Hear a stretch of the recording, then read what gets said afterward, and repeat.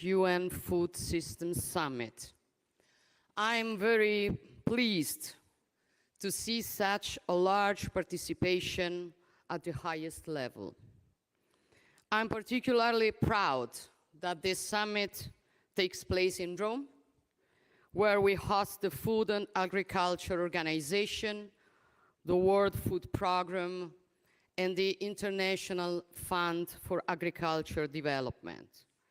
I would like to thank Secretary General Guterres for deciding to celebrate this appointment here in the Eternal City, and also the General Director for hosting us. For 3 days, Rome will become the food security capital of the world, a choice that pays tribute to Italy's traditional commitment to this crucial issue. Food security has always been, indeed, one of the strategic guidelines of our foreign policy and a priority area of Italian development cooperation. And it has become one of the major challenges of our time in this completely interconnected world.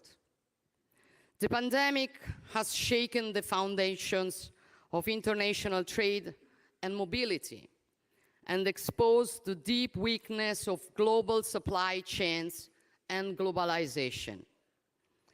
As we work to overcome the impact of the pandemic and rebuild global trade flows, Russia's war of aggression against Ukraine disrupted global energy prices and helped unleash waves of inflation around the world at the expense of the most vulnerable nations, especially in the global south. The war has aggravated old and new problems, among them food insecurity in many African nations, already tested by long periods of drought and difficult climatic conditions, which are now weaker and easier prey of terrorism and fundamentalism. The war has impacted heavily on grain distribution across the globe, and Russia's pull-out from the Black Sea Grain Initiative is further worsening the global food security crisis. We will continue to support all efforts towards the resumption of this key initiative and are urging Russia to reconsider its decision. As a result, the plight of malnutrition is spreading. Nearly 120 million people have pushed into extreme poverty, bringing the total figure to 730 million. Almost 600 million people will be chronically undernourished in 2030. And this situation has an impact on our lives, on each and every one. That's why yesterday Italy has hosted also a conference about migration and development and launched a new international initiative to support political stability and foster social and economic development while addressing the root causes of migration and fighting human trafficking and the smuggling of migrants. Our goal is to ensure that each and every one enjoy the right not to be forced to emigrate, the chance to live in peace and with dignity in one's own nation. These are not my words, but those of Pope Francis, who called on the international community to codify this right. Food security is key in this journey to ensure development and economic growth and give people the opportunity to live in their own land. This is also the true meaning of food sovereignty, the right of a people to choose their own production model and food system. Moreover, a stronger relationship between land, people, and labor delivers more quality food and sustainable production chains.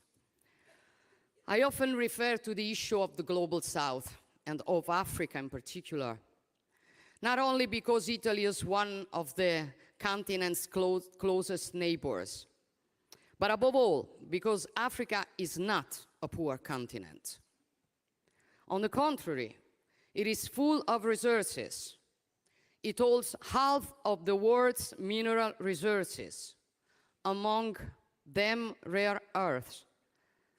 Almost 50% of its land is arable, giving it the potential to feed all its population. The spirit of the Mattei Plan for Africa stems from these facts.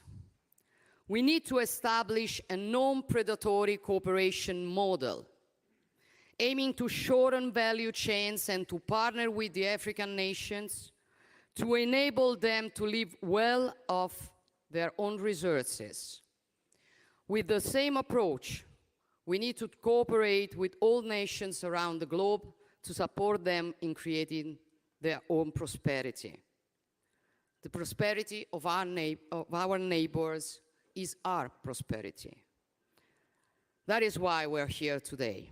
And I expect that we all agree on concrete actions.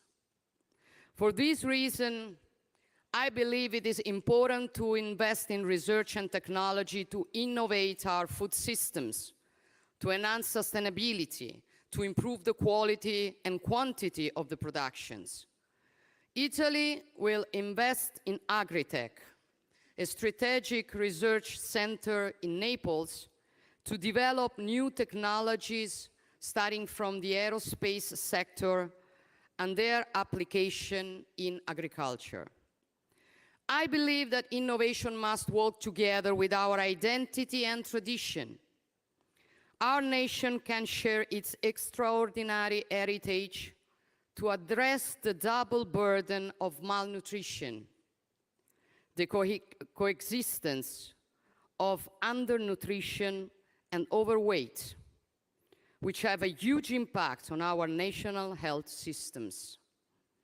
While millions of people live in food insecurity, more than 3 billion people in the world are unable to afford a healthy diet.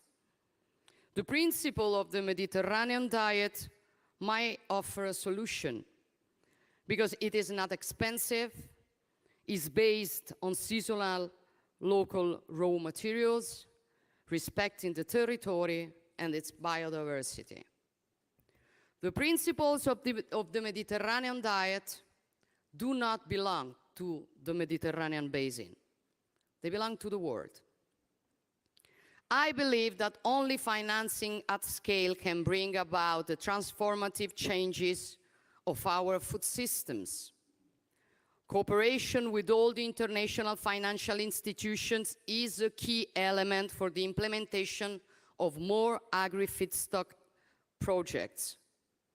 The Italian Climate Fund, with an annual budget of 840 million euros, can foster sustainable transformation of food systems in developing nations. I believe in international cooperation. At the G20 ministerial meeting in 2021 under Italian presidency, we signed the Matera Declaration, calling upon the international community to ensure adequate nutrition for all and set up resilient food chains. But food security will also be high on the agenda of our G7 presidency in the next year. Dear Secretary General, dear colleagues, we are in Rome, in the UN hub that we are honored to host. And here in Rome, we have the chance to start a new journey towards global food security. A journey inspired to the future, to innovation and to new technologies, with our roots firmly planted in our history and identity. Cicero, one of the most important philosophers of ancient Rome, gave us a great lesson. He said, "Of all the arts, from which we derive some profit.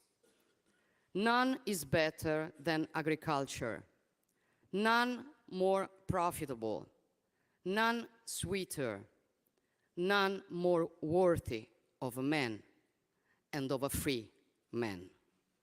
You can count on the commitment of Italy. Thank you, and I wish you a productive summit.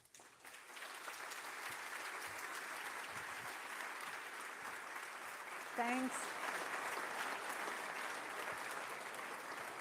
Thank you, Prime Minister, and thanks for reminding us of the figures.